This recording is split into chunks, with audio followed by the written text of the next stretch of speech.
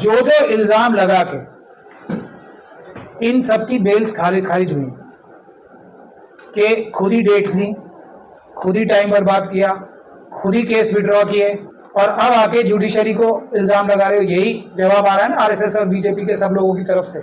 मजलूमों की मजलूमियत पर जो नेतागिरी हो रही है ना, वो इन मजलूमों को मजलूम रख के ही हो सकती है।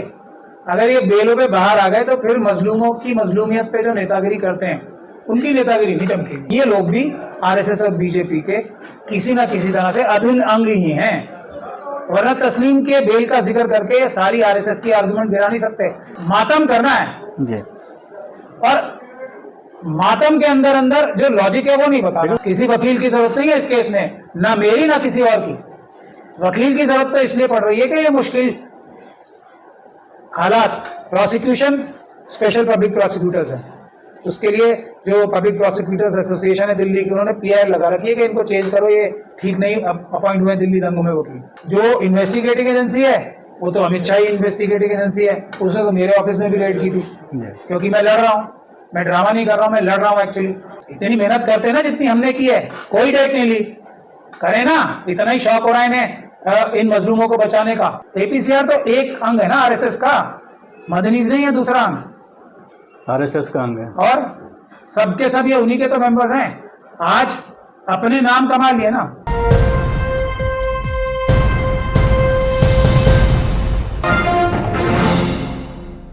मैं हूं शकील अहमद और आप देख रहे हैं न्यूज़ एमएक्स। अभी पिछले दिनों मंडे को जो एक फैसला आया दिल्ली हाई कोर्ट का, दिल्ली दंगों के जो 7 आरोपी थे उनको जमानत देने से इनकार कर दिया गया, जिसको लेकर सोशल मीडिया में ज़बरदस्त कोहराम मचा हुआ है। और हाई कोर्ट के जो उसके 2 जज थे बेंच के, उनको लेकर के तरह तरह के सवालात खड़े हो रहे हैं।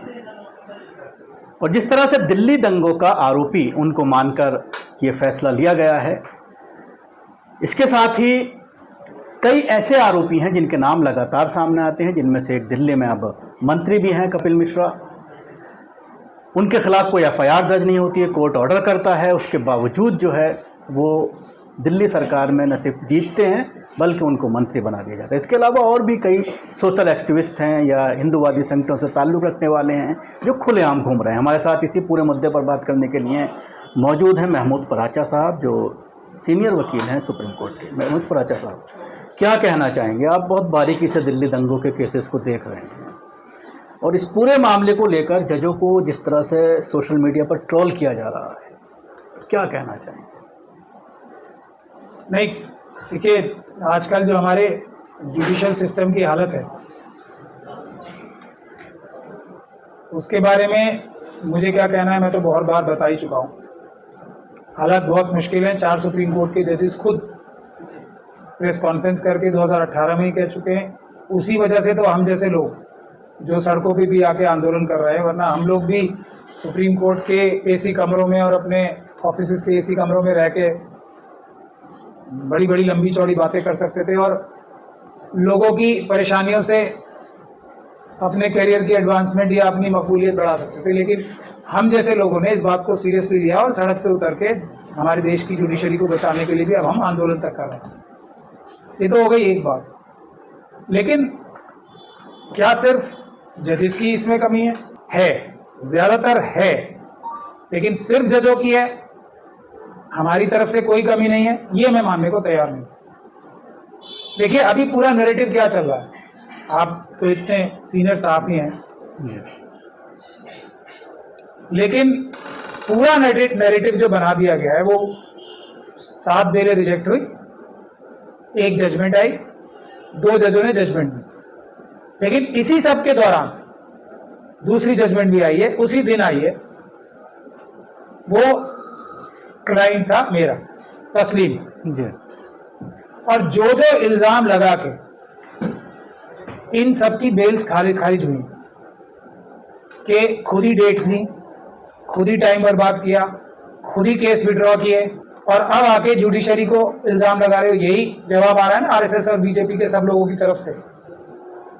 और हमारी तरफ से भी जितने लोग बहस कर रहे हैं उनके लिए सबसे अच्छा एग्जाम्पल था इन सब बातों का मुंह तोड़ जवाब एक दूसरी जजमेंट जो उसी दिन आई है एक दूसरी बेंच से सेम डे तस्लीम की, उन सब में इन इल्जामात का जवाब सीधा सीधा छोटा सा है कि ये सारे इल्जाम जो लगाए जा रहे हैं तस्लीम के केस में, तो उसमें से कोई भी इल्जाम सच नहीं है ना। एक डेट नहीं ली हमने कभी, बल्कि जो हमारे हक थे डॉक्यूमेंट्स पूरे लेने के लिए, जिसमें 2 साल लगे, 2 साल वेस्ट हुए हैं इसमें, जो उस बेल में भी लिखा हुआ है जो रिजेक्ट की 7 लोगों की है कि 2 साल तो इन्होंने 207 में ही लगा दिए कागजात पूरे करने में। उसके बाद इनके वकील बहस नहीं कर रहे हैं, हमने 5 से 10 मिनट के बीच बीच में चार्ज पे बहस खत्म की थी, सिर्फ तस्लीम की बहस। तो ये इल्जाम भी हम पे नहीं लग रहा। उसके बावजूद भी उसकी बेल क्यों खारिज की, तो ये तब इस बेल एप्लीकेशन की जो क्रिटिसिज्म हो रही है ना, वो तब सबसे मजबूत होती है। लेकिन अब उसका जिक्र करेंगे तो क्या नजर आएगा कि एक केस ऐसा भी है, एक सेट ऑफ वकीलों का ऐसा भी है जिसने कोई भी गलती नहीं की, जिसकी वजह से ये सारे इल्जाम झूठे हो जाते हैं। भाई तुमने 7 लोगों की तो इसी बुनियाद पे की है ना कि अपनी गलती की वजह से तुम फायदा नहीं उठा सकते। तस्लीम ने और तस्लीम के वकीलों ने तो कोई गलती नहीं की, उसकी बेल क्यों रिजेक्ट हुई? ये किसी नैरेटिव में आपको कहीं नजर नहीं आएगा। ये है सच्चाई या नहीं? ये जड़ और बुनियाद है मजलूमों की मजलूमियत पर जो नेतागिरी हो रही है ना, वो इन मजलूमों को मजलूम रख के ही हो सकती है। अगर ये बेलों पे बाहर आ गए तो फिर मजलूमों की मजलूमियत पे जो नेतागिरी करते हैं उनकी नेतागिरी नहीं चमकेगी। ये तो आरएसएस की बात बोल रहे हैं। बिल्कुल सही बात है, यही तो बात है, बिल्कुल ये सच बात है। और ये लोग, मेरा इसमें ये भी कहना है आगे थोड़ा सा बढ़ के, ये लोग भी आरएसएस और बीजेपी के किसी ना किसी तरह से अभिन्न अंग ही हैं, वरना तस्लीम के बेल का जिक्र करके सारी आरएसएस की आर्गुमेंट गिरा नहीं सकते। लेकिन नैरेटिव तो वही बिल्डअप करना है ना, मातम करना है जी। और मातम के अंदर अंदर जो लॉजिक है वो नहीं बता। लेकिन उनके वकील ये कह रहे हैं ना कि बेंच का हम इंतजार कर रहे थे, कोई सही बेंच आएगी, क्योंकि कुछ जजों के बारे में एक राय बन चुकी है कि वो आरएसएस के हिसाब से काम करते हैं, मोदी के हिसाब से काम करते हैं, तो जब सही बेंच होगी उसका इंतजार किया जा रहा था। तो सही बेंच आ तो गई अब जी। अच्छा, हमने तो चलिए सही बेंच या गलत बेंच की तो बात नहीं है, लेकिन हमने तो जिस बेंच ने ये 7 की रिजेक्ट की है उसी में हमारा केस भी लगा था ना।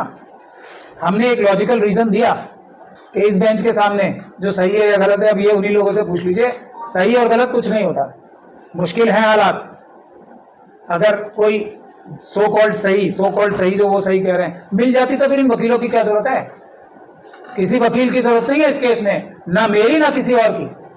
वकील की जरूरत तो इसलिए पड़ रही है कि ये मुश्किल हालात, प्रोसिक्यूशन स्पेशल पब्लिक प्रोसिक्यूटर्स हैं, उसके लिए जो पब्लिक प्रोसिक्यूटर्स एसोसिएशन है दिल्ली की, उन्होंने पीआर लगा रखी है कि इनको चेंज करो, ये ठीक नहीं अपॉइंट हुए दिल्ली दंगों में वकील, सरकारी वकील।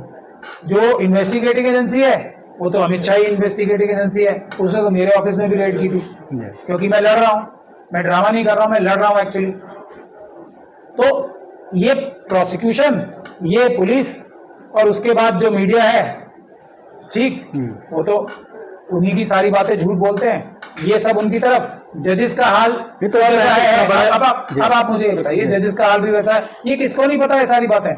इसी में से रास्ता निकालो ना। हमारे सारे क्लाइंट्स इस तस्लीम को छोड़ के, एक आखिरी क्लाइंट बचा है, सब बेल पे है ना, सारे लोग बरी क्यों हुए हैं? कौन जाता है वहां पे अपनी एरिया रखने? किसने डेट ली है? मैं ये पूछना चाह रहा हूं। और अब मुझे तो मजबूरी में एप्लीकेशन लगानी पड़ेगी कि मेरा ट्रायल वर्क करो, वरना बेल तो 100% होती। अगर इन लोगों ने मेरी भी बेल जो रिजेक्ट हुई है वो क्यों हुई है? ये ग्राउंड देके कि आपने नहीं, आपके दूसरे लोगों ने तो गलती की है। भाई बाकी एक्यूज ने तो डेट लगाई है, इसलिए आपको भी नहीं मिल रही। इतनी मेहनत करते हैं ना जितनी हमने की है, कोई डेट नहीं ली। करे ना, इतना ही शौक हो रहा है इन्हें इन मजलूमों को बचाने का। और मेरे पास तो किसी से चंदा भी नहीं आ रहा ना, इनके पास तो चंदे बंदे। तो आप इतना बड़ा जो आरोप लगा रहे हैं, आरोप नहीं लगा, एपीसीआर पर जो आरोप लगा रहे हैं, एपीसीआर पे नहीं लगा रहा हूँ, मैं सब सारे ग्रुप पे लगा रहा हूँ। और तथ्यात्मक एपीसीआर तो एक छोटा सा मुद्दा है, बाकी ये नहीं है, मदनियन पार्टी नहीं है दोनों। एपीसीआर तो एक अंग है ना आरएसएस का, मदनीज नहीं है दूसरा अंग, आरएसएस का अंग है। और सबके सब ये उन्हीं के तो मेंबर्स हैं। आज अपने नाम कमा लिए ना, अपने आप लीडर में। मैं तो तथ्यात्मक रूप से बात कर रहा हूँ। बताओ किसने तस्लीम का नाम लिया? और तस्लीम के केस में हमने डेट कौन सी ली, ये बता दो आप।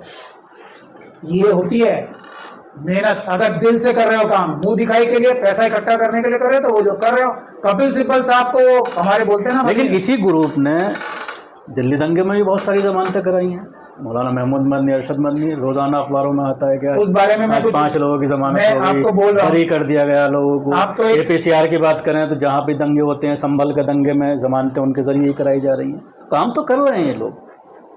अब दिल्ली दंगे तो यही है। जी मैं आपसे निवेदन कर रहा हूँ, गुजारिश कर रहा हूँ जी कि आप जितने केस भरी हुए हैं उसमें जाके पढ़िए, केस फाइल पढ़िए ना, आपको पता लगेगा क्यों भरी हुए हैं। इससे आगे मैं कुछ बोलना नहीं चाहता। क्यों बरी हुए हैं? आप पढ़ो ना खुद, ये आपको मैं आपके लाइव पे दे रहा तो हूँ। बरी तो हुए हैं ना, काम तो हुए कर रहे हैं। हैं ना, अब आपको काम तो कर रहे हैं ना वो लोग। उसमें इनका रोल सिर्फ खराब करने का है। जितनी जमातें और जमीयतें हैं ना, ये सिर्फ उसमें नुकसान पहुंचाने का और चंदा इकट्ठा करने का है। मैं इससे ज्यादा बोलूंगा तो कुछ हमारे वकीलों का ही नुकसान होगा। तो उनको क्या कितनी अब आप मुझे सिर्फ ये करके बता दीजिए, ये तो मैं थोड़ा तो बोल ही दूं, भला उन वकीलों का जो कर रहे हैं, जी और उसके बाद भी कुछ चीज ऐसी है जो मैं आपको नहीं बता सकता, वो आपको पढ़ने से ही नजर आएगी। जी ये जरूर बता सकता हूँ कि जितना ये चंदा इकट्ठा कर रहे हैं अपने वकीलों को, उसका 1% भी नहीं दे रहे, और वो वकील अपना पेट काट के मेहनत करके बरी करा रहे हैं। लेकिन ये आधी बात है, इसके आगे भी एक बात है जो मैं अपने मुंह से कभी नहीं बोलूंगा जब तक ये सारे केसेस खत्म नहीं हो जाते। उसके बाद मैं बोलूंगा जरूर कुछ महीने बाद, वो भी तो आगे क्या तब रास्ता? आपको पता लगेगा ये बरी क्यों हो रहे हैं। ये बावजूद, जैसे हमारा देश आगे बढ़ रहा है ना, मोदी जी के बावजूद, मोदी जी की सारी चीजें खराब करने के बावजूद आगे बढ़ रहा है, उसी कुछ वजहें हैं छुपी हुई जो इन सब के बावजूद भी ये लोग बरी हो रहे हैं। APCR ने तो प्रेस कॉन्फ्रेंस करके बोला था ना कि राजा साहब जो बोलते हैं प्रेस कॉन्फ्रेंस में बोलते हैं, मैं प्रेस कॉन्फ्रेंस कितनी करता हूँ और ये कितनी करते हैं, कितना उर्दू के अखबारों में इनके नाम छपते हैं, ये सारी तो बड़ी बड़ी तंजीमें हैं ना। इन सबसे ज्यादा एक अकेले आदमी ने काम क्यों किया है? क्योंकि मैं ईमानदारी से बिना किसी से एक भी पैसा लिए काम करता हूँ। तो इनके तो दर्जनों वकील है ना, हमारा तो एक ही इस ऑफिस है केस ना। में अब क्या रास्ता फिर हम इनसे बराबरी नहीं, इनसे ऊपर क्यों हैं? ये कम है सबूत। और फिर APCR ये कहती है कि जी हाँ, ये जो सबसे अहम काम था RSS और BJP के लोगों के खिलाफ FIR कराना, उनको जेलों में भिजवाना, वो मैं APCR के लोगों से और इन सब जमीयत जमात जो RSS के अभिन्न अंग हैं उनसे ये पूछना चाहता हूँ कि उनमें से किसने, सबने मिलके किसने RSS और BJP के किसी भी इंसान के खिलाफ इतनी छोटी सी FIR कराई है? मैंने कराई है ना, कपिल मिश्रा जब वो लॉ मिनिस्टर है, कराई है कि नहीं कराई? दूसरी अभी फिर हुई है, तो मेरी पब्लिसिटी हो रही है। मेरी तो अभी 99% कामों की पब्लिसिटी नहीं होती। ये 2 दर्जन से ज्यादा RSS के लोगों को जेल में क्यों, किसने बंद कराया था? मैं नहीं कराया ना। तो पब्लिसिटी तो आप करते हैं बुला करके पूरा सोशल अब मीडिया को। ये मैं कर रहा हूँ ना, ये हाँ। मैं तो काम बता रहा हूँ अपने। जी पब्लिसिटी वो होती है जो बिना काम किए उसका फायदा उठाया जाए। मैं आपको जिम्मेदारी के साथ बता रहा हूँ, जमीयतें और जमातें ना हो तो वो अमरोहा, ये सॉरी, आप इससे संतुष्ट हो जो वहां पे हो रहा है, संबल से संतुष्ट हो जो हो रहा है? नहीं हो ना। तो ये सारी जमीयतें जमातें तो लगी हुई है ना। दूसरे काम पे ये लगे हुए थे ये कि जो लोग मेरे पास आए थे उनको मुझसे दूर करना। अगर वो जो प्रेसिडेंट है वहां के, जिनको अरेस्ट कर लिया वकील साहब को, वो मेरे पास आए थे, ये सारी जमीयतें जमातों ने जाके उनको रोका कि नहीं रोका? तभी तो बेड़ा गर्क हुआ है वहां पे संभल में। वो MP साहब मेरे ऑफिस आए थे, नहीं आए थे? सबने रोका ना उन्हें कि यहाँ नहीं जाना आपको। 2 फैमिलीज जिनके बच्चे मरे थे वो आए थे ना मेरे पास, उनको किसने रोका? वरना संभल में वो नहीं हो रहा होता जो आज हो रहा है, वो बिल्कुल नहीं हो रहा होता। मैं तो फिर एक आखिरी एग्जांपल देके, क्योंकि जनता को ये पता होना जरूरी है कि मैं इतना भी क्यों बोलता हूँ, मुझे फर्क पड़ रहा है कि आप ये बताओ, मुझे इनसे इनके मुंह ही क्यों लगना है, इनकी शक्ल लिया, इनका नाम क्यों लेना है मजबूरी में? लोगों को ये नहीं लगना चाहिए कि अपना हौसला छोड़ दे। एक अकेला ऑफिस भी पूरी की पूरी RSS और BJP से टक्कर ले सकता है जिस दिन आप लोगों ने अपनी लीडरशिप ठीक कर ली। शेड्यूल कास्ट, शेड्यूल ट्राइब, मुस्लिम, सिख, क्रिश्चियन, बौद्ध ने जिस दिन लीडरशिप बंद हमने ठीक कर ली, RSS और BJP को, हम सब उनके कार्यकर्ताओं को इतने गंदे जिन्होंने काम कर रखे हैं जेल में भिजवाएंगे। डरने की जरूरत नहीं है, कोई भी बुजदिली दिखाने की जरूरत नहीं है। इनके चक्कर में आके हमारे मेंबर ऑफ पार्लियामेंट आंसू बहाते हैं, लोगों का क्या हौसला बढ़ेगा? इसलिए मुझे ये सब बातें मजबूरी में बोलनी पड़ती महमूद साहब, है। 5 साल से सुन रहा हूँ मैं आपसे कि आप जेल भिजवाओगे, कब जाएंगे जेल? ये नहीं, ये अच्छा सवाल है सबसे ज्यादा। देखिए, हमने एफआईआर तक कराई, ऐसी चीजों में एफआईआर कराई है जिसमें अमित शाह साहब तक हो जाएगी। अभी मेरे साथ कौन है ये बताओ? कोई नहीं है ना अभी तो। SC/ST तो है आपके साथ? नहीं नहीं, जनता तो है। हाँ, जनता तो है। तंजीमों में से क्या कौन मेरे साथ है? जी। वहां का भी हाल वहां की जनता साथ है मेरे, शेड्यूल कास्ट शेड्यूल ट्राइब की। नेताओं की तो जैसा यहाँ हाल है वैसा ही वहां हाल है, मुझे कहने में कोई शर्म नहीं है, हमसे थोड़े बेहतर हैं, जी। थोड़े से। हाल वही है, नेता वहां भी वही काम कर रहे हैं जो हमारे कर रहे हैं, सब ज्यादातर आरएसएस के टच में। जनता साथ है मेरे, मैं इसीलिए जनता का हौसला नहीं तोड़ने दे रहा। आपने सज्जन कुमार जी का नाम सुना है? किसी सुना है? जी। कागजी कार्रवाई हुई थी तो आज जेल में है। तो मैं वो मटेरियल कलेक्ट करके रिकॉर्ड बंद कर रहा हूं कि आज नहीं तो कल जाएंगे जरूर। और अगर नेताओं को ठीक कर ले पब्लिक, ये जमीयतों को ठीक कर ले हमारी पब्लिक, मेरा तो उनसे कौन सी लड़ाई है। अगर हमारी जनता इनको टाइट कर दे और ये ईमानदारी से आरएसएस से अपना हाथ छुड़ा के हमारी तरफ आ जाए आज, तो अभी से बंद होना शुरू हो जाएंगे। मेरा तो हाथ अकेला पड़ता है ना, क्या क्या करूं मैं बताऊं? मुझे अकेला ऑफिस क्या करे? एक जो 3 मस्जिदें है ना बड़ी, जिसके लिए अभी भी योगी जी ने बड़ा भाषण दिया है कि ये बाबरी मस्जिद और काशी तो हमने सॉल्व कर ली है, एक बची है ना। जी।